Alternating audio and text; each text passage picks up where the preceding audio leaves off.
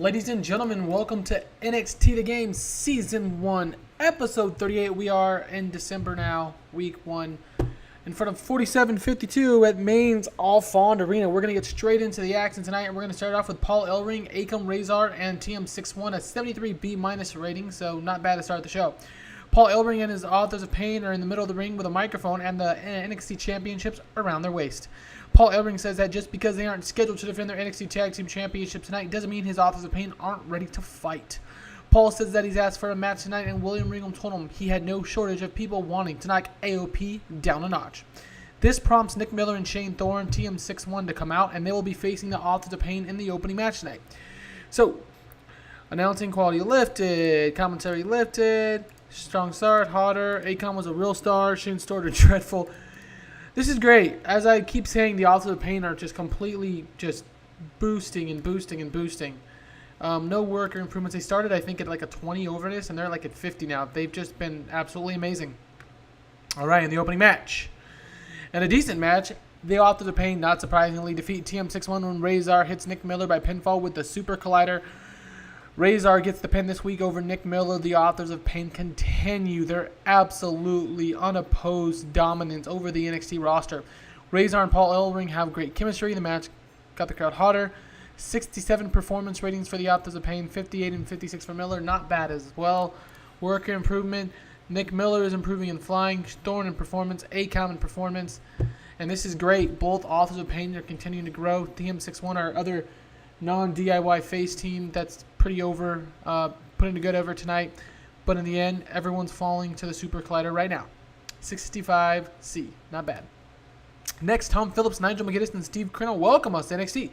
Tom Phillips, as usual, says that tonight at NXT, we're going to have one hell of a show. The camera stands in front of them for a while as we fade to ringside. Tom Phillips quickly comments on how dominant the Authors of the Pain continue to be here in NXT and really truly does wonder if anyone can stop them. So no work improvements, a 75 B-, continued success for the announced team here on NXT. Alright, next, and about that had decent wrestling but didn't have much heat. Billie Kay defeats Candice LeRae in 747 by pinfall with a boyfriend stealer after a distraction from Madison Eagles. Madison Eagles has debuted her egomaniac gimmick, which has gotten an awful rating. 53 and 46 for LeRae and Kay separately. The iconic duo has become the iconic trio, the storyline at least, and the Australian Madison Eagle, Billie Kay, and Penny Royce's best friend is here. Phillips and Corino, good work as always. No worker improvements, 57 C-, not bad for the ladies here. Tom Phillips screams on commentary that Madison Eagles, Billie Kay, and Penny Royce's best friend from Australia is here. As I just said, Tom, keep up. Candice LeRae has left the ring as Billie Kay and the NXT Women's Champion Penny Royce have all began a three-person hug in the middle of the ring and are really laying it on thick. The iconic duo had just become the iconic trio. So Madison Eagles right here joins the NXT Women's Champion Peyton Royce and Billie Kay, really strengthening that unit's stranglehold on the NXT Women's division. So let me know what you guys think, if you guys like that idea of bringing in Madison Eagles and really strengthening that stranglehold that Peyton Royce has on the division. 68 C+, not bad at all.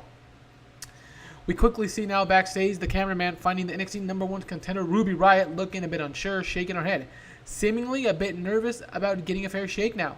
She's scheduled to face Peyton Royce for the NXT Women's Champion, as you guys all remember, at NXT TakeOver Toronto coming up in 3 weeks. However, from behind, Ember Moon walks up now and puts her hand on Ruby's shoulder. Ember says that she saw what just happened and the numbers game got her too. Ember says that she's got Ruby's back and she'll do whatever she can to help even the odds for Ruby Riott. The two shake hands as we fade. So the iconic trio storyline has advanced. There's no worker improvements. A 63 C. Not bad at all. Alright, next, in an extremely short match to get No Way Jose a win, he defeats Antonio Thomas in 152 with the sit-down crucifix powerbomb. Thomas was off his game. Color commentary gave it a boost. The match was poorly placed. The crowd was already hot and didn't need working. Alright, well, whatever. No Way Jose was a 69. Antonio Thomas, former heartthrob, with a 28. 44D, not a great rating. No skill improvements. Our worst, lowest match in quite a while, but this is basically just getting No Way Jose a win versus Thomas, who was on a one-night deal. Alright, next, a limo pulls up and out steps Triple H. He turns around and it's none other than Tino Sabatelli coming out from behind him.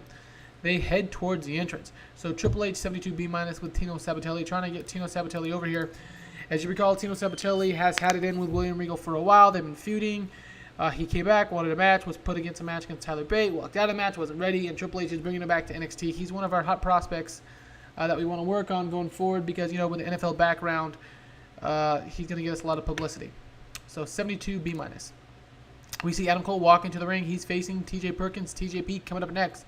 Adam Cole was terrible with no script to follow. His dialogue was a mess. I am absolutely struggling with how to book Adam Cole. So if anyone has any suggestions, I would love to hear it. I am really, really struggling booking Adam Cole. I'm not ready to just give up yet, but I'm trying to give him a pretty good push here, and I don't want to end up just pushing him to the side and having him be like Dillinger, who's kind of be used as a gatekeeper. I'd like to make more out of Adam Cole, baby, but I'm really struggling. All right, next, Adam Cole. And about that, had good wrestling, but didn't have much heat. TJP, defeats Adam Cole in 13:04 when Adam Cole was counted out for fighting Crow at ringside. Adam Cole and TJP have great chemistry. That's great. Carino and Phillips are great. We know that. Adam Cole with a 60, TJP with a 43, and the Crow's Nest and Baby storyline has advanced with the segment. And this time with Solomon, the leader of the Crow's Nest, really giving it to Adam Cole and getting him counted out. So 57 C- for TJP and Adam Cole. After having cost Adam Cole in the match via distraction and having got him counted out, Crow runs over and nails Adam Cole from behind, sending him to the turnbuckle. Crow kicks him a few more times, but the fans boo, obviously. However, it does not bother him, as Crow just hops through the crowd, celebrating by himself as Adam Cole slowly comes to, having lost because of Crow. Their match at NXT TakeOver Toronto continues to build. So, as you guys recall, Adam Cole will be facing Solomon, a.k.a. just Crow here in the NXT The Game 16 save at NXT TakeOver Toronto. And with the interference, he got him counted out during the match. So, not good from Adam Cole. He has a big loss to TJP now, and he had a loss to, I think it was Andretti Cianomas as well. So, he has two big losses here, but really neither one of them his fault. William thanks now them for coming. Who? The cameraman finds NXT champion Drew McIntyre and Andrade Cianomas the #1 contender. The fans boo them both. Hill versus Hill. Am I right? Gotta do it. We're gonna see how it works out. William Regal says that in 2 weeks' time, the go-home NXT TV before NXT TakeOver Toronto, we are going to have ourselves a good old-fashioned contract signing in front of the NXT Universe. Andrade Cianomas starts speaking in Spanish and walks away. Regal looks at McIntyre, who looks at his NXT Championship and walks away. Regal shakes his head. This one is going to be good. The contract signing, that is, and the NXT Championship match at NXT TakeOver Toronto. A 78B, the Making of Impact storyline has advanced and gained heat. Almas is learning more charisma, which is great because he's very charismatic already, and if we can continue to get him over, that would be fantastic because I got big plans for Almas in the future. I really like him on NXT right now, and I think he could be a good, valuable member of our roster. All right, and in our next match, and about that, decent wrestling, but didn't have him heat. Blake and Murphy drew with Sanity and the Crow's Nest in 11:21. The order of draw was Sanity first and the Crow's Nest, and finally Blake and Murphy. The match had tons of interference. Acom targeted Wolf, and Blake and Donst. Razor attacked Killian Dane, Masada, and also Murphy. So basically, I don't know why it said they drew the match and then listed an order of elimination. That was weird. But Blake and Murphy, Sanity, and the Crow's Nest were absolutely destroyed by the Authors of Pain during the match. Velvet Sky did some good work. The color commentary gave the match a boost. Murphy had an in-ring of 48, Blake 51, 48 for Dane, 52 for Wolf, Masada with a 50, Donst with a 58. The unopposed Authors of Pain storyline has advanced but lost heat. Alexander Wolf is improving in performance skills, which is great. But a 51D+, like I said, I'm not sure why it says the order of elimination when it was a match that was a draw, as you can see here, so that was weird. 51D+. The bells are ringing because after a long, hard-fought match, the NXT Tag Team Champions, the Authors of Pain with Paul Ellering, have come out and helped to send the match into utter chaos.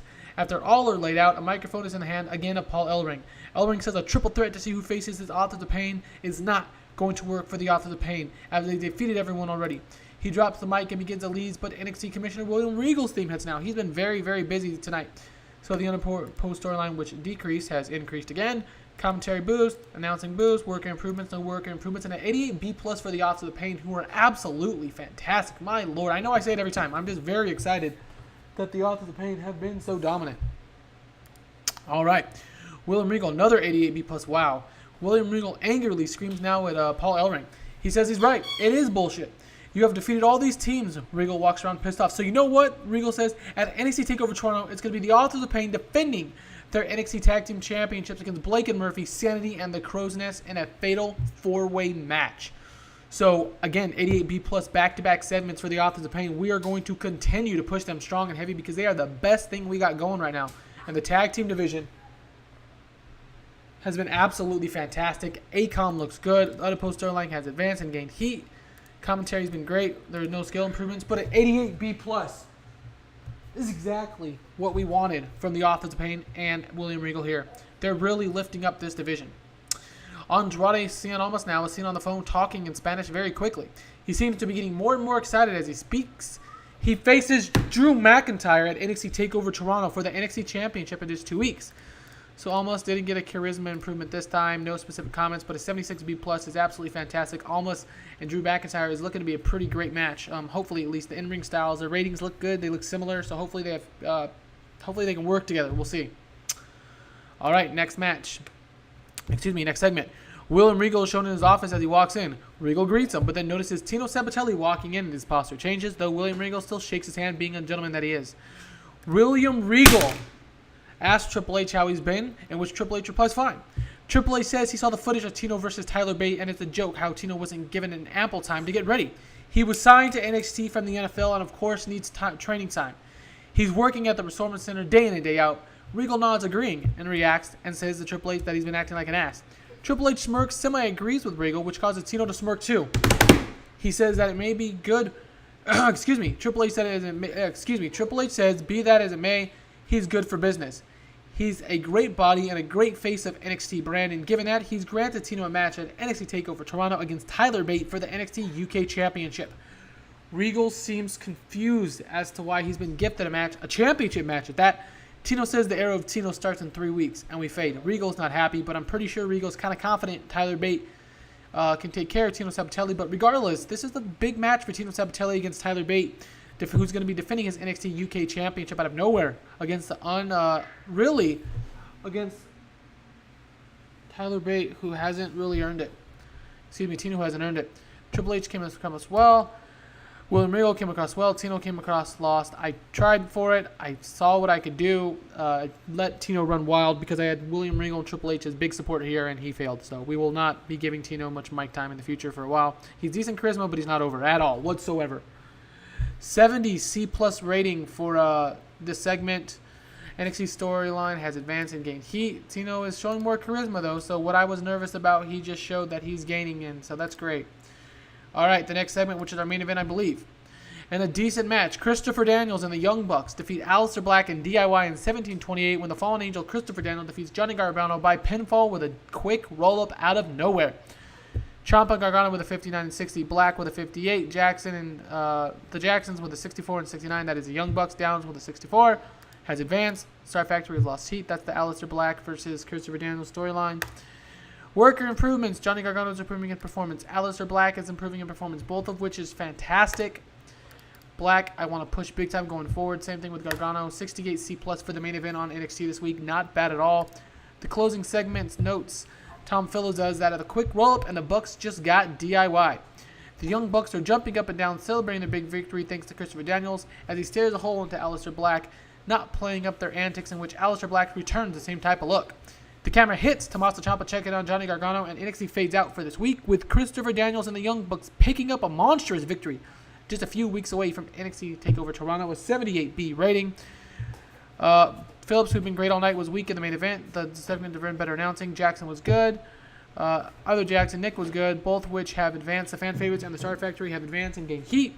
78B, worker improvements, nothing, but that will be it for NXT The Game Season 138 this week. A big segment in the show. Great main event. 74, B-. We have been on fire with our ratings, guys. On fire with our ratings. Absolutely fantastic. We are continuing to gain on popularity as our cult status continues to grow slowly. And like I said, this was NXT The Game Season 138. If you like the video, please leave me a like, comment, and please subscribe and let me know what you think of the video. NXT will be back in a couple days, everyone.